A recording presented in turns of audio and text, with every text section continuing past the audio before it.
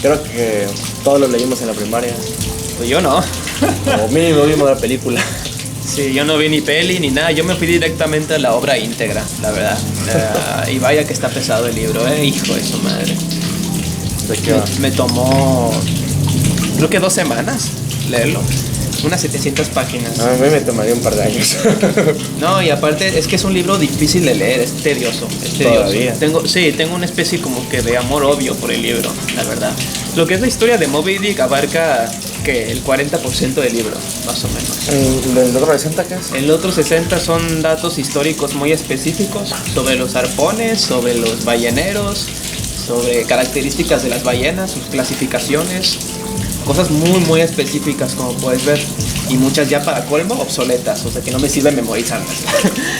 Y otra parte es como que mete metafísica y filosofía y se pone a reflexionar sobre características de la ballena. Por ejemplo, tiene un pasaje dedicado al color blanco, únicamente porque el cachalote es blanco, Moby Dick, y se pone a reflexionar cómo el simbolismo del blanco puede ser atribuido a cosas buenas o a cosas malas, ¿no? Dependiendo de la cultura. Por ejemplo, en lo blanco suele atribuirse a lo divino, al caballo blanco como algo superior, suele atribuírselo a la pureza, pero también se le puede atribuir a cosas negativas, como por ejemplo el gran tiburón blanco, ¿no? O diferentes animales que son blancos que son enemigos para los seres humanos. En fin, se pone con los simbolismos del color blanco. Cosas así, pues, que tú dices, ¿esto qué tiene que ver con la historia de Moby Dick? Es como que creo que el autor lo hizo a propósito para que tú desarrolles, como lector, la paciencia. Y creo que lo hizo a propósito porque precisamente la paciencia es lo más indispensable para un ballenero, que tiene que estar 3-4 años recorriendo los mares para cazar ballenas, fíjate. ¿Para cazar una sola ballena? No, varias. Depende de tu suerte, porque si hay balleneros que tienen muy mala suerte y otros que tienen muy buenas cazas. Pero sí, se van por todo el mar Pacífico, pasan por todos los mares y regresan. Y como por ejemplo, nada más cazaron a Moby Dick. No, en la historia, lo que es el capitán Ahab, está únicamente obsesionado con deseos de venganza de cazar a la ballena blanca, al cachalote blanco. ¿Por qué? Porque en el pasado le quitó la pierna, lo mutiló. ¿Y cómo lo mutiló? No se explica bien, pero sí, se da a entender que tuvo un enfrentamiento en el pasado con esta ballena y se quedó con el paso de los años con esa venganza y con esa obsesión por la ballena.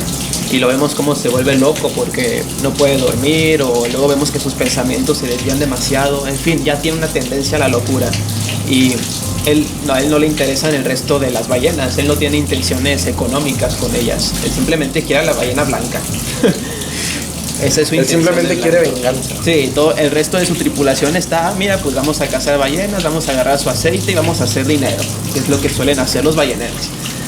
Pero él tiene la intención de la venganza, pura y dura. Que era una ballena, Como un narcisista, un aristócrata narcisista, un evento que lo rompió por completo y es impulsado por su propio egocentrismo, sí, que busca pues venganza.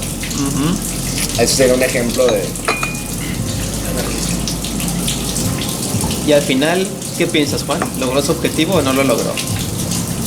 Pienso que no. Correcto, no lo logró.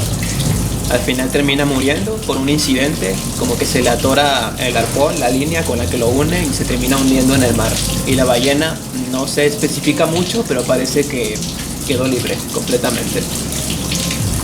La historia es ficticia, evidentemente, pero tiene mucho trasfondo real, ¿eh?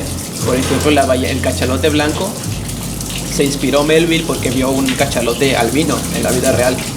Y también porque vio cómo son agresivas muchas de estas ballenas, sobre todo para proteger a sus crías y a sus grupos. Entonces juntó como que la agresividad de unas y el color albino blanco de la ballena especial que vio, y ya creó a la criatura Moby Dick, ¿no? Que tanto conocemos. Y sí, vemos que Moby Dick era una ballena que ya tenía su experiencia, la caracterizó que tenía arpones clavados, tenía cicatrices, era una ballena que ya tenía experiencia con otros barcos, ¿no? Muy interesante. Pero sí, o sea, Moby Dick sale hasta el final del libro. prácticamente. Hasta el final del libro. Hasta el final. Los últimos 3 capítulos de 100. Una madre así. Es un libro que no te recomendaría leer. Y de hecho a casi nadie. Pero para quien esté interesado en la versión íntegra, completa, que sepa que es así de tedioso. Es lento y hay que saber a lo que se va.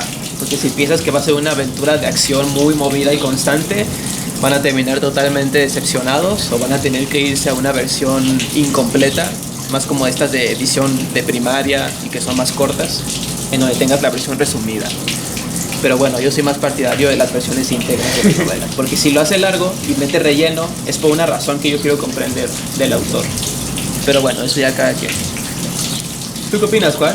¿Leerías Moby Dick? Yo, la versión que tú leíste, no. Yo creo que vería la película de una película animada.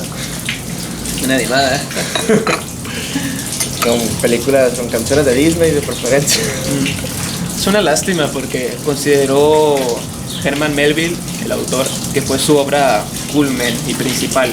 Sin embargo, fue una decepción para la época y se hizo famosa ya después de su muerte. Él no pudo ver cómo fue un éxito su novela. Fue ya después. Sí. Eso de hecho ocurre algo frecuentemente. Fíjate. Sí, también creo que ha pasado con algunos científicos de que sus inventos o sus descubrimientos o sea, que ellos murieron en vida pensando que fueron una decepción. Que fueron una decepción o que murieron en la pobreza.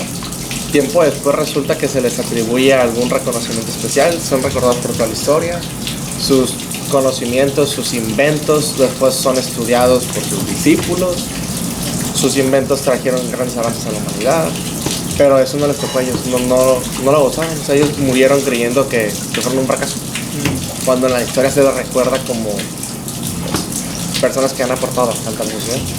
Sí, qué curioso que luego pase eso, ¿verdad?